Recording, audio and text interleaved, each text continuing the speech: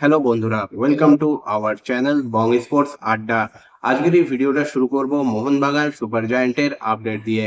Mohun Bagan super জায়ান্টকে নিয়ে দুটো update তোমাদের সঙ্গে শেয়ার করার রয়েছে। প্রথম আপডেটটা হলো মোহনবাগান সুপার জায়ান্ট তাদের প্রথম দলের নিয়মিত গোলরক্ষক বিশাল কায়েতের ব্যাকআপ হিসেবে একজন গোলরক্ষককে কিন্তু আনতে চলেছে এই সিজনে, এবং সেজন্য তারা কিন্তু বেশ কয়েকজন গোলরক্ষকের ওপর নজর রেখেছে, যার মধ্যে একজন কিন্তু ভারতের জাতীয় দলে খেলেন সেরকম গোলরক্ষকও রয়েছে, যদিও তার নামটা কিন্তু এই মুহূর্তে বেরিয়ে আসেনি, তবে তিনিও কিন্তু মোহনবাগানের রাডারে রয়েছে। এবং মোহনবাগান সুপার জায়ান্টের এই বিশাল কায়েতের ব্যাকআপ হিসেবে একজন গোলরক্ষককে নেওয়ার মূল কারণ হলো এই মুহূর্তে মোহনবাগান সুপার জায়ান্টে কিন্তু বিশাল কায়েতের ভালো ব্যাকআপ নেই। কোনো কারণবশত তিনি চোট পেলে বা তার যে ওয়ার্কলোড সেটাকে কম করার জন্যই কিন্তু মোহনবাগান সুপার জায়ান্ট বিশাল কায়েতের একজন ব্যাকআপ গোলরক্ষক আনতে চাইছে, এবং সেক্ষেত্রে তারা কিন্তু এই মুহূর্তে কাজও করছে। এখন দেখার মোহনবাগান সুপার জায়ান্ট বিশাল কায়েতের ব্যাকআপ হিসেবে কাকে এই সিজনে নিয়ে আসে। অন্যদিকে মোহনবাগান সুপার জায়ান্টকে নিয়ে যে দ্বিতীয় আপডেটটা রয়েছে সেটা হলো মোহনবাগান সুপার জায়ান্ট কিন্তু আসন্ন কলকাতা ফুটবল লিগের জন্য প্রস্তুতি শুরু করে দিয়েছে, তোমরা সকলেই জানো। এবং সেই প্রস্তুতির মাঝে আজকে কিন্তু তারা একটা ফ্রেন্ডলি ম্যাচে মুখোমুখি হয়েছিল ভিক্টোরিয়া স্পোর্টিং ক্লাবের, যেখানে তারা কিন্তু ম্যাচটায় 3-1 গোলে জয়লাভ করেছে। মোহনবাগানের হয়ে এই ম্যাচে কিন্তু তিনজন ভিন্ন গোল স্কোরার রয়েছেন, তার মধ্যে কিয়ান নাসিরিও রয়েছেন, তিনিও কিন্তু আজকে গোল পেয়েছেন এই প্র্যাকটিস ম্যাচে। এরপর চলে আসবো পরবর্তী আপডেটটা ইস্ট বেঙ্গলকে নিয়ে। চির প্রতিদ্বন্দ্বী মোহনবাগান যেখানে বিশাল কায়েতের ব্যাকআপ গোলরক্ষকের খোঁজে, একই রকম ভাবে সেখানে কিন্তু ইস্ট বেঙ্গলও একজন ব্যাকআপ গোলরক্ষককে প্রায় নিশ্চিত করে ফেলেছে। এক্ষেত্রে নাম উঠে আসছে নোরা ফার্নান্ডেজের। তিনি কিন্তু লাস্ট সিজন এফসি গোয়ার হয়ে খেলছিলেন, তাকেই কিন্তু নাকি ইস্ট বেঙ্গল চুক্তি করে নিয়ে আসছে নিজেদের দলে। তার আশা ইস্ট বেঙ্গলে প্রায় নিশ্চিত, যদিও তার অফিসিয়াল অ্যানাউন্সমেন্ট এখনো আসেনি বা অফিসিয়াল কোনো স্টেটমেন্টও ইস্ট বেঙ্গলের তরফ থেকে আসেনি, তবে তার নাকি ইস্ট বেঙ্গলে আসা প্রায় নিশ্চিত ধরতে পারো। এরপর চলে আসবো পরবর্তী আপডেটটা হলো কলকাতা ফুটবল লিগ। কবে শুরু হবে কলকাতা ফুটবল লিগ? আসন্ন ডুরান্ড কাপের সূচি কিন্তু একটা বেরিয়ে এসছে, যেখানে ডুরান্ড কাপের সম্ভাব্য যে ডেট সেটা 25শে জুলাই জানানো হয়েছে। একই রকম ভাবে আজকে কিন্তু কলকাতা ফুটবল লিগ কবে শুরু হতে পারে সে বিষয়েও আপডেট বেরিয়ে এসছে। কলকাতা ফুটবল লিগ কিন্তু জুলাইয়ের মাঝামাঝি সময়ে শুরু হবে, এইরকমই আপডেট বেরিয়ে এসছে। কলকাতা ফুটবল লিগের প্রিমিয়ার ডিভিশনের ম্যাচগুলো জুলাইয়ের মাঝামাঝি উইকে শুরু হয়ে যাবে, এবং এক্ষেত্রে কলকাতা ফুটবল লিগের যে 26টা দল প্রিমিয়ার ডিভিশনে খেলবে তাদের গ্রুপ বিন্যাসও কিন্তু আজকে বেরিয়ে এসছে। গ্রুপ এ তে 13টা দল এবং গ্রুপ বি তে 13টা দল নিয়ে লাস্ট সিজন যে ফরম্যাটে কলকাতা ফুটবল লিগের প্রিমিয়ার ডিভিশন খেলা হয়েছিল সেই ফরম্যাটেই কিন্তু এবারও খেলা হবে। গ্রুপ এ তে যে 13টা দল রয়েছে সেখানে কিন্তু কলকাতার দুই প্রধান মোহনবাগান সুপার জায়ান্ট এবং ইস্ট বেঙ্গল এবারও রয়েছে। অন্যদিকে গ্রুপ বি তে কিন্তু রয়েছে diamond Harbour FC, Mohammedan sporting club.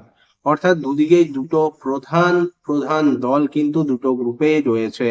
Group A তে মোহনবাগান সুপার জায়ান্ট এবং ইস্ট বেঙ্গলের পাশাপাশি যে দলগুলো রয়েছে তারা হলো BSS sporting club, united Kolkata FC, মেসার্স club Kalighat, Milan Sangha, railway FC, Calcutta customs, Pathachakra, George telegraph, Khidirpur sporting club, Bidhannagar municipal sports academy এবং ভবানীপুর এফসি। অন্যদিকে গ্রুপ বি তে মোহামেডান স্পোর্টিং ক্লাব এবং ডায়মন্ড হারবার এফসির সঙ্গে যে ক্লাবগুলো রয়েছে তারা হলো peerless SC, Purari athletic club, Sreebhumi FC, police athletic club, Kalighat sports lovers association, Suruchi Sangha, rainbow FC, coal India FC, Aryan FC এবং ক্যালকাটা পুলিশ ক্লাব। এবারও প্রিমিয়ার ডিভিশনে কিন্তু আমরা একটা হাড্ডাহাড্ডি লড়াই দেখতে পাবো। লাস্ট সিজন কিন্তু ছোট দলগুলো বড় দলগুলোকে যথেষ্ট বেগ দিয়েছিল, এবং লাস্ট সিজনও কিন্তু চ্যাম্পিয়ন হয়েছিল ইস্ট বেঙ্গল। এবার দেখার এই সিজনে আমরা নতুন চ্যাম্পিয়ন পাই নাকি আবারও বাজি মারে লাল হলুদ বাহিনী। মোহনবাগান কিন্তু অনেকদিন সিএফএল জেতেনি, এবার কিন্তু মোহনবাগানও যথেষ্ট শক্তিশালী দল নিয়েই সিএফএল খেলবে। এখন দেখার কলকাতার এই চার প্রধান নাকি তার বাইরে কোনো দল সিএফএল এ চ্যাম্পিয়ন হয়ে চমক দেখায়। তবে মোহামেডান স্পোর্টিং ক্লাবও কিন্তু সিএফএল এর প্র্যাকটিস শুরু করে দিয়েছে, তোমরা সকলেই জানো। 27 তারিখ থেকে কোচ মেহরাজউদ্দিন ওয়াডু কিন্তু সম্পূর্ণ দল নিয়ে প্র্যাকটিসে নামবেন। তিনি এই মুহূর্তে কিন্তু বিশ্বকাপের ধারাভাষ্যে ব্যস্ত থাকায় এখন দল কিন্তু ফিজিক্যাল ট্রেনিং করছে। তবে মোহামেডানের সঙ্গে থাকা কলকাতার অন্যতম একটা দল যারা কিন্তু উল্কার গতিতে ভারতীয় ফুটবলে, কলকাতার ফুটবলে উত্থান ঘটিয়েছে, সেই ডায়মন্ড হারবার এফসির কিন্তু মাঠের বাইরের সমস্যার শেষ নেই। তোমরা জানো তাদের আইএসএল খেলা নিয়েও একটা প্রশ্নচিহ্ন উঠে এসছে। প্লাস সিএফএল এও এখন দেখার ডায়মন্ড হারবার এফসি কিভাবে নিজেদেরকে মেলে ধরে। লাস্ট সিজন কিন্তু চ্যাম্পিয়নশিপের অন্যতম দাবিদার ছিল এই ডায়মন্ড হারবার এফসি। এবার তারা কিভাবে নিজেদেরকে সিএফএল এ প্রেজেন্ট করে মাঠের বাইরের সমস্যাগুলোকে কাটিয়ে, সেটাই কিন্তু দেখতে হবে। মোহামেডান স্পোর্টিং ক্লাবও চাইবে কিন্তু যাবতীয় ব্যর্থতা ভুলিয়ে এবার কিন্তু সিএফএল থেকে ঘুরে দাঁড়াতে। নতুন ম্যানেজমেন্ট এসছে, নতুন করেই সমস্ত কিছু শুরু করতে চাইবে। কলকাতার এই তৃতীয় প্রধান আইএসএল থেকে অবনমনের পর এটা কিন্তু মোহামেডান স্পোর্টিং ক্লাবের নিজেদেরকে আবার রিব্র্যান্ড করা, আবার নতুন করে স্টার্ট করার একটা মঞ্চ হিসেবে তারা কিন্তু কলকাতা ফুটবল লিগটাকে দেখতে চাইছে।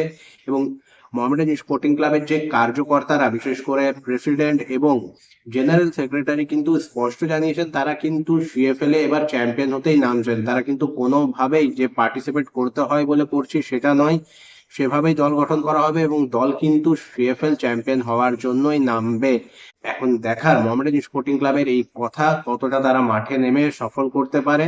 বন্ধুরা, আজকের এই ভিডিওটা এই পর্যন্তই। আশা করি ভিডিওটা তোমাদের ভালো লেগেছে। ভালো লাগলে অবশ্যই লাইক, কমেন্ট এবং শেয়ার করে দিও। চ্যানেলটাকে সাবস্ক্রাইব করে নিয়ে নোটিফিকেশন বেল অন করে নিও। দেখা হচ্ছে পরের ভিডিওতে।